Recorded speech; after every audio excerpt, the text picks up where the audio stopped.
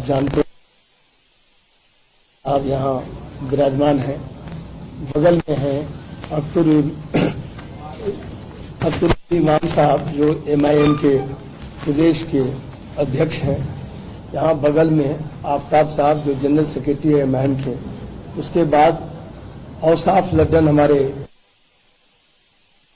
प्रदेश के अध्यक्ष हैं।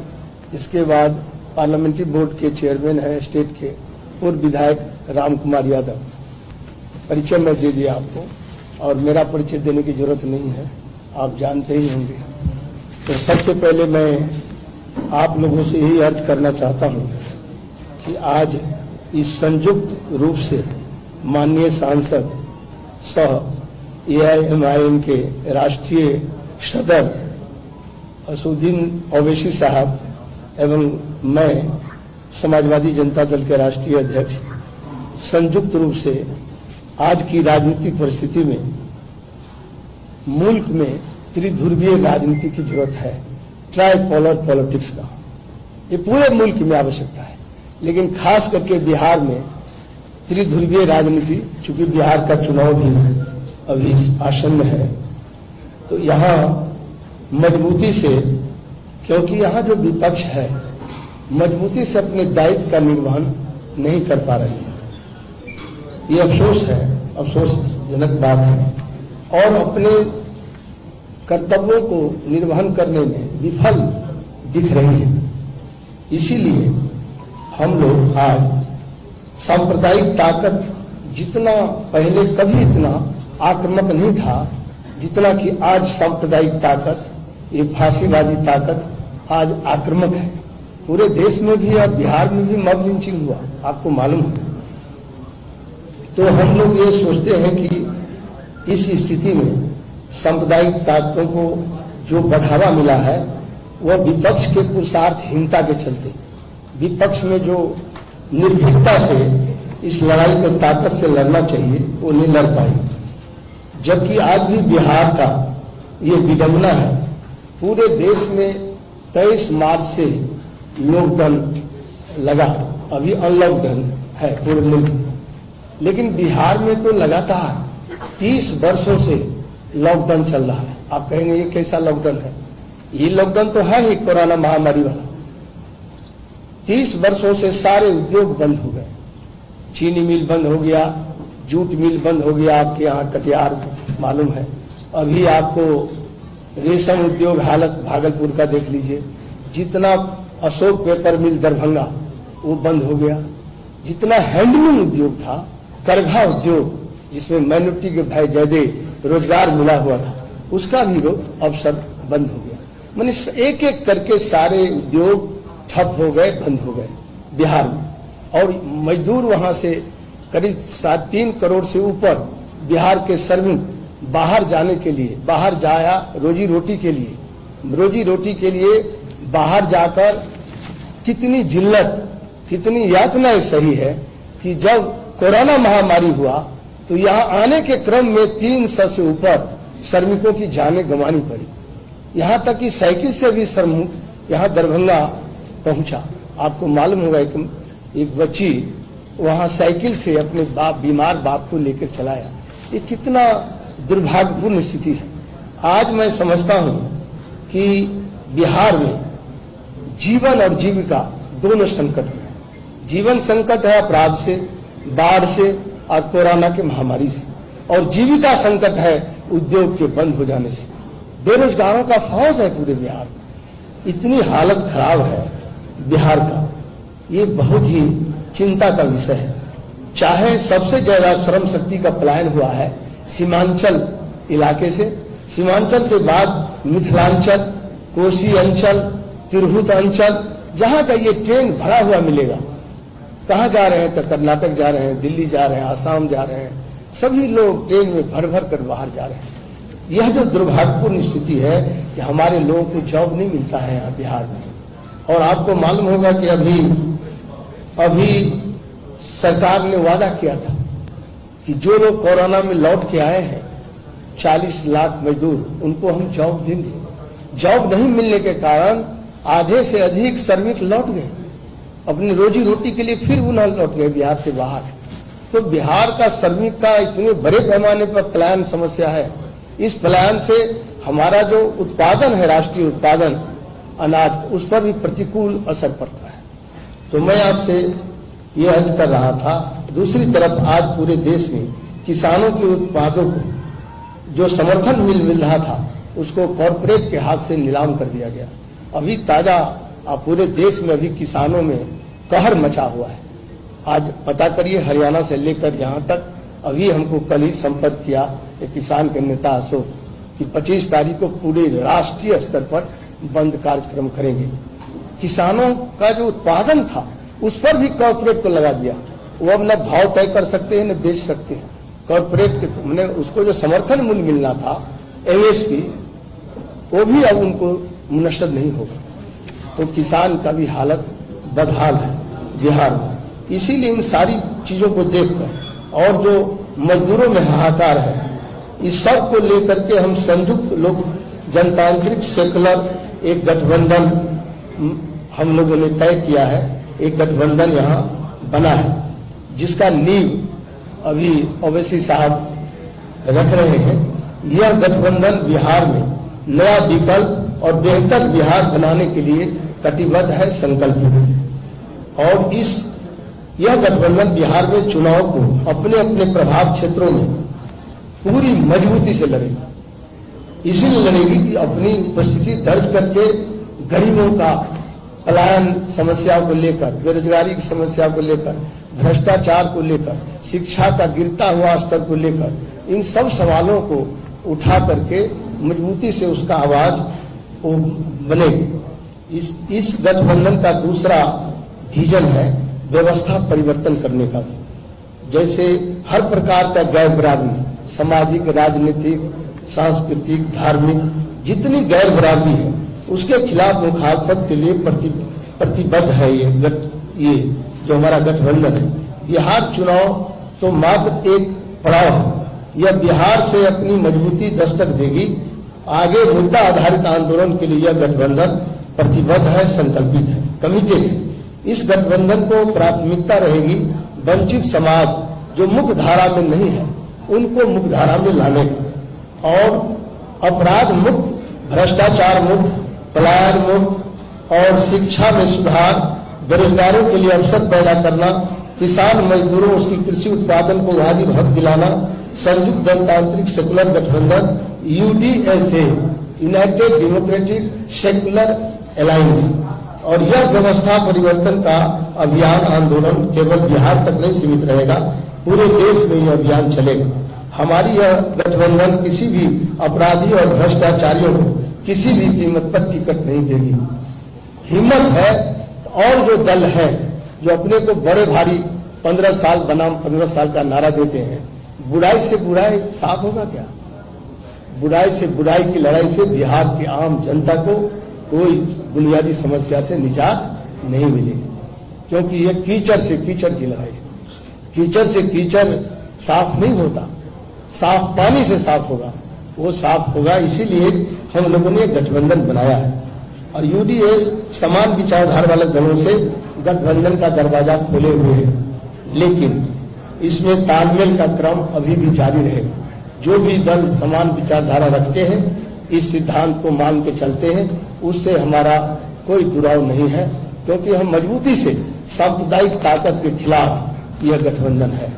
और जो भी बिहार की हालात है, उन हालातों को पटरी पर लाने के लिए, क्योंकि राजनीति पटरी से उतर गया है, इसको पटरी पर लाने के लिए भी हमारा ये गठबंधन है।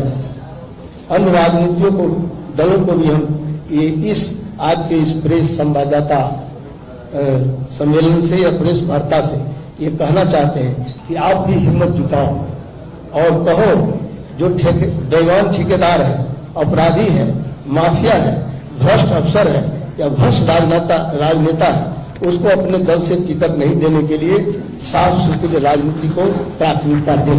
ये हिम्मत है तो हम सभी दलों के लिए कहते हैं। बिहार में जो दल है, आज हमारा UDSA इस गठबंधन को ऐलान करता है कि किसी भ्रष्टाचारी को हम अपराधी को टिकट नहीं देंगे। हिम्मत है तो वो दल भी इस चुनौती को स्वीकार करें। कुछ तो होगा उसमें, कोई भी दल इस बात को स्वीकार कर ले तो अब और मैं यह भी कहूंगा, यह जो संकल्प है, यह जो गठबंधन है, वह बिहार के बदलाव और बेहतर बिहार बनाने का अभियान भी है, संकल्प भी। इन्हीं शब्दों के साथ आज मैं अपनी बात को यही पूर्णविराम करता हूं। फिर जो आपका प्रश्न होगा उसका जवाब देंगे हमारे सदस्य। हाँ, दो दलों का अभी हुआ है, समाजवादी जनता दल डेमोक्रेटिक और AIMI, ये दो दलों का अभी गठबंधन हुआ है। आगे और भी इसका एक्सटेंशन है।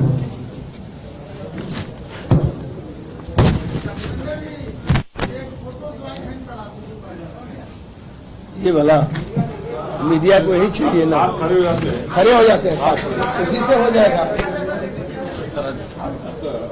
जी जी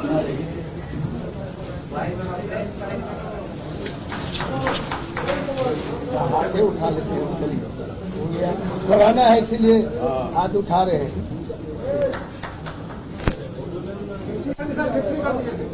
अच्छा चलिए,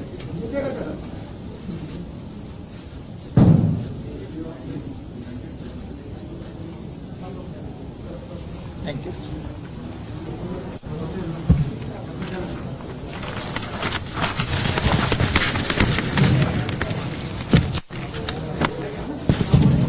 आपको कुछ पूछना है तो पूछिए।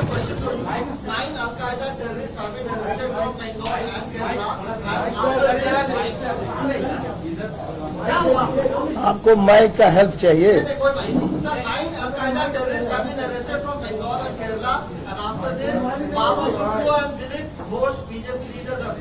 That Mamata Banerjee gives shelter to people like this and she uses them to win elections. What do you have to say on this? I have also read in the newspaper that the NIA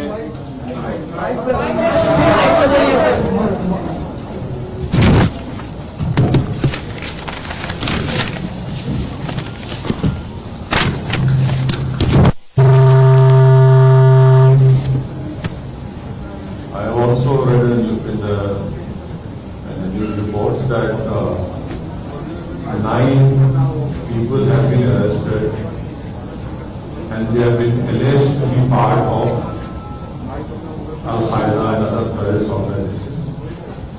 And I hope that the NIA will be able to convict them.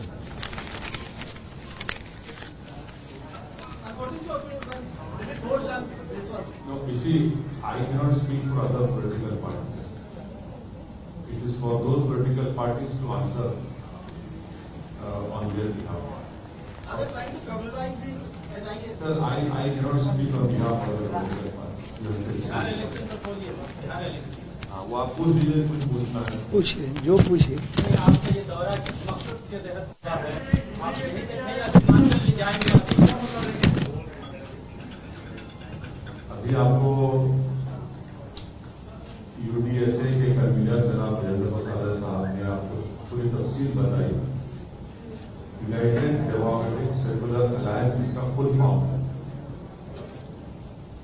और convener साहब तय करेंगे कि ये alliance कितने seat पर बिहार में election लड़ेगा। असफर अलीमान साहब हमारे प्रदेश के अध्यक्ष हैं, वो इसके भी डिप्टी कन्वीनर हैं, जो बैठकर कन्वीनर साहब के साथ पूरा तय करेंगे कि किस सीट पर इलेक्शन लड़ना है, कहां से लड़ना है, किस जगह पर लड़ना है। और हमको यकीन है कि इंशाअल्लाह ताला बिहार की जनता की हमको पूरी ताईद, उनकी मोहब्बत से उनको नवाजेंगे और इंशाअल्लाह ताला ज्यादा सीटों पर हमारे कैंडिडेट्स कामयाब हैं। पहले से जारी आपकी लिस्ट खारिज होती है क्या?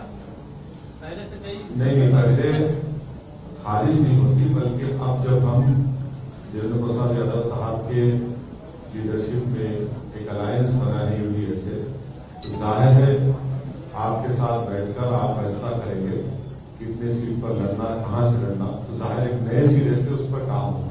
इसी तरह का एक अलायंस बना था UCA, यशवंत सिन्हा के साथ अलायंस बना था UDA। मैं बता दूं, एक मिनट, क्या और भी दल आपके गठबंधन में शामिल होने वाले हैं? यकीनन हम तो वेलकम करेंगे। कन्वीनर साहब बात कर रहे हैं, बहुत से लोगों से अभी इतना जल्दी होगा उनके बारे में बोलना, और हमको यकीन है कि बहुत से लोग उसमें शामिल हैं। पप्पू यादव से बातें जो है जैसा अभी तो शुरुआत हुई है, जब आगे बढ़ेगा तो मालूम हो जाएगा। कितने सीटें चुनाव लड़ेंगे?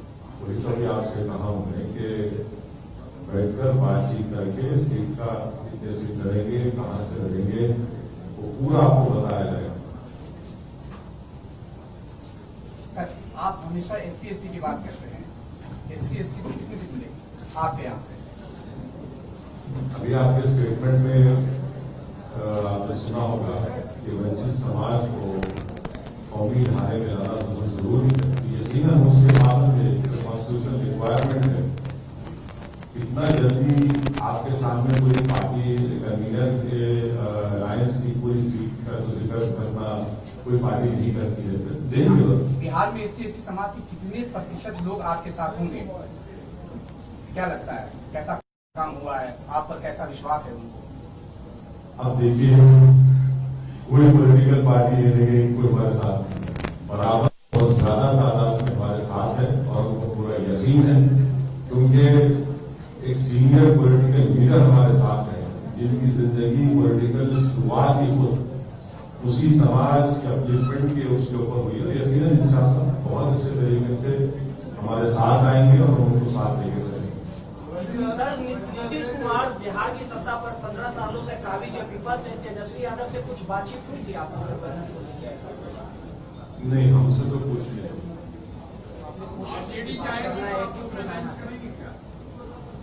भाई देखिए, रियलिटी क्या है उसको एक्सेप्ट करना पड़ेगा। आप उसका बता दीजिए आप एडी से हमको। आरजेडी के लोग कहते हैं कि हमारा वोट काटने आ गए।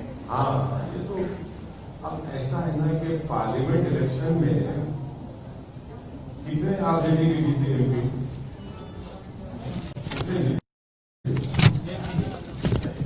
एक भी नहीं। हम कितने सीट पर खड़े? अख्तर भाई किशनगंज से खड़े थे, अख्तर भाई ने 3 लाख वोट दिए। जेडीयू के कैंडिडेट ने 3,25,000 दिए और कांग्रेस के कैंडिडेट ने 3.5 लाख दिए। अगर अख्तर भाई नहीं खड़े होते तो क्या होता? वो एक सीट भी नहीं आती। तो ये तो इनका पुराना एक कैसेट है। फिर एक इल्जाम है दूसरा मैं कहीं नहीं भाग रहा हूँ बाबा, कहाँ यही बैठे ना, तुम आपके सामने बैठे। दूसरी बात यह है कि 5 साल पहले गठबंधन के नाम पर वोट लिया, सेकुलरिज्म के नाम पे वोट लिया, ओवैसी को हमको बुरा बताकर वोट लिया। अब आप बताइए कि नीतीश कुमार कैसे चलेंगे बीजेपी के साथ? जिन बिहार की जनता ने इनको वोट दिया उसको धोखा क्या इन तमाम पार्टी इन्होंने नहीं दिया? हमसे पूछ के आपने गठबंधन तोड़ा था।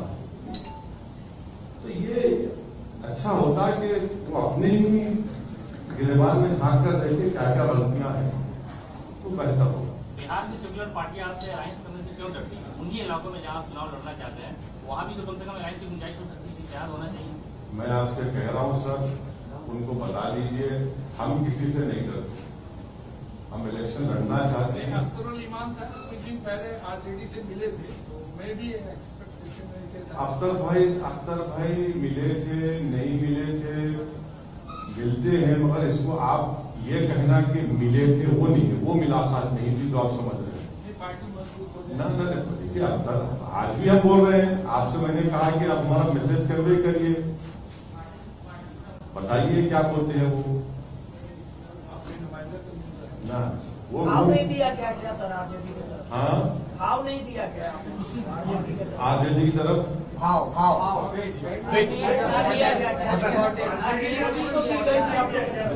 देखिए, नीतीश कुमार ने उनको भाव नहीं दिया, वो नीतीश कुमार को भाव नहीं दिए। इस तमाम चीज में बिहार की जनता को धोखा दिया गया था 5 साल पहले। बिहार की जनता का क्या कीमत है बताओ फिर आप? हमारा छोड़ो, हम तो कुछ भी नहीं, हमारा भाव ही नहीं, हम तो ट्विंकल ट्विंकल लिटिल स्टार है। मगर जो 5 साल पहले वोट किया था उसके बारे में क्या करेंगे? कौन जिम्मेदार उसका? अगर आप बिहार में बीजेपी सत्ता में है तो उसका जिम्मेदार कौन? इतनी बड़ी तादाद में बीजेपी इतना एमपी सीट जीत गया, उसका जिम्मेदार कौन? किसका माहौल है? हमारा छोड़ दिया, हमारा कुछ नहीं है भाई। हम तो बिल्कुल कोशिश कर रहे हैं, मगर ये बिहार की जनता देख रही है, सब फैसला करेगी। आप पे ये भी आरोप लगा है कि बिहार की राजनीति में आपके इंटरेस्ट सिर्फ बीजेपी को फायदा और एनडीए को फायदा पहुंचाने के लिए हो रही है। हाँ, इसीलिए तो पार्लियामेंट इलेक्शन में पूरा जीत गए बीजेपी और नीतीश कुमार, हम एक ही सीट पे लड़े। पूरे पार्लियामेंट इलेक्शन में हम सिर्फ 3 पार्लियामेंट की सीट पर लड़े, हैदराबाद, किशनगंज, औरंगाबाद। 2 पर जीते हम। हैदराबाद में मैंने बीजेपी को हराया, औरंगाबाद में इम्तियाज जलील ने 23 साल के शिवसेना के एमपी को हराया। आज महाराष्ट्र में कांग्रेस शिवसेना के साथ है। अब ये सवाल कांग्रेस से कोई नहीं पूछते। इल्जाम लगाना तो ऐसा है ना कि हमारा चेहरे पे लगा हुआ है, शायद इल्जाम लगाइए, इल्जाम को इतराज नहीं, मगर आवाम को, जनता देख रही है सब ये तमाशा जो हो रहा है, और जनता इसका अच्छा जवाब देगी।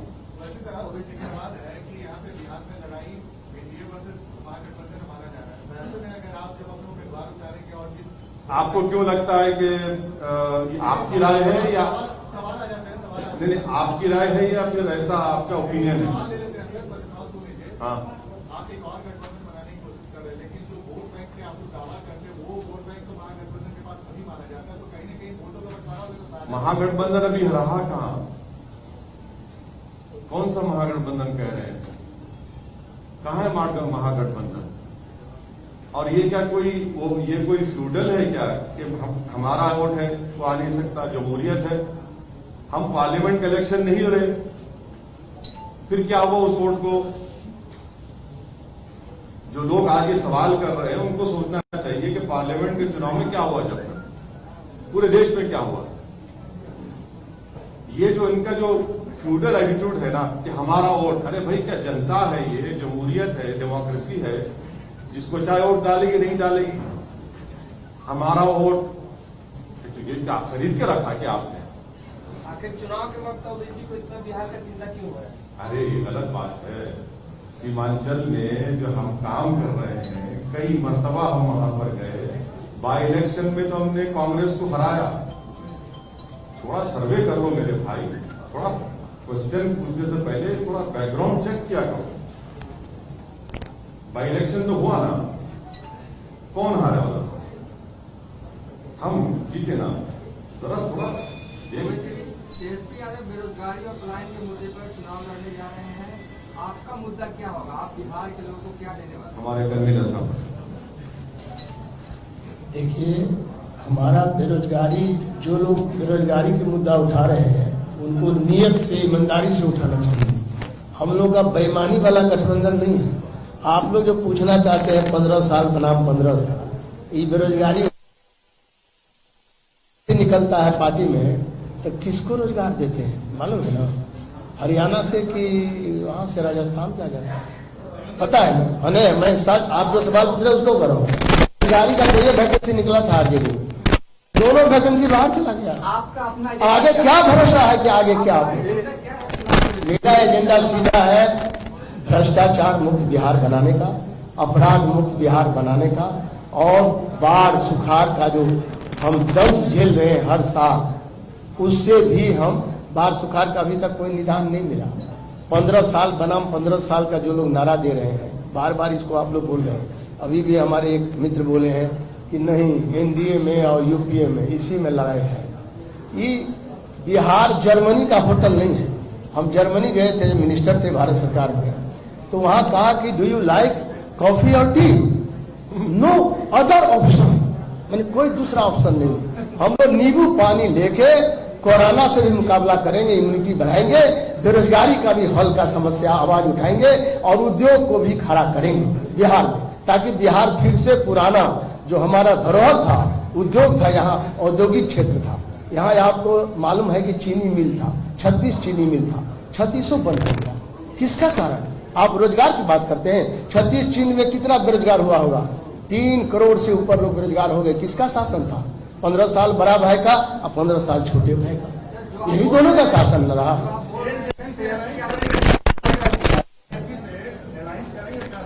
अब देखिए हाइपोथेटिकल क्वेश्चन का I am not going to answer you. Hypothetical question का क्या जवाब दे सकते? काल्पनिक प्रश्न का कोई जवाब नहीं होगा। एलपीजी सीटें आ रही हैं सर, है सीटें आ रही हैं। आपके सर्वे में आपको कितनी सीटें मिलती हुई नजर आ रही है बिहार में? मेरा सर्वे हो रहा है। हम लोग देखिए, हम लोग जमीनी कार्यकर्ता का अभी पूरी तरह चिन्हित किया जा रहा है। एक सप्ताह में आपको बताया जाएगा, अभी टाइम।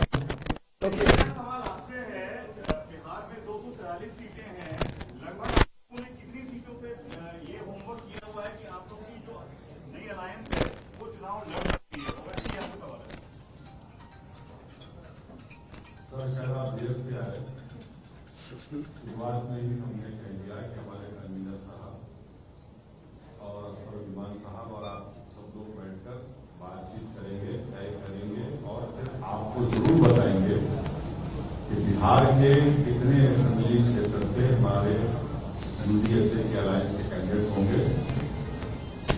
थोड़ा वक्त दीजिए, इंशाल्लाह आपको बराबर मालूम है, कोई आपसे छुपने वाली बात नहीं, आपको बताएंगे। आपको अवगत करा बिहार की राजनीति में पार्टियों का मानना है कि आपके बिहार आने के बाद एक के बाद बोलिए।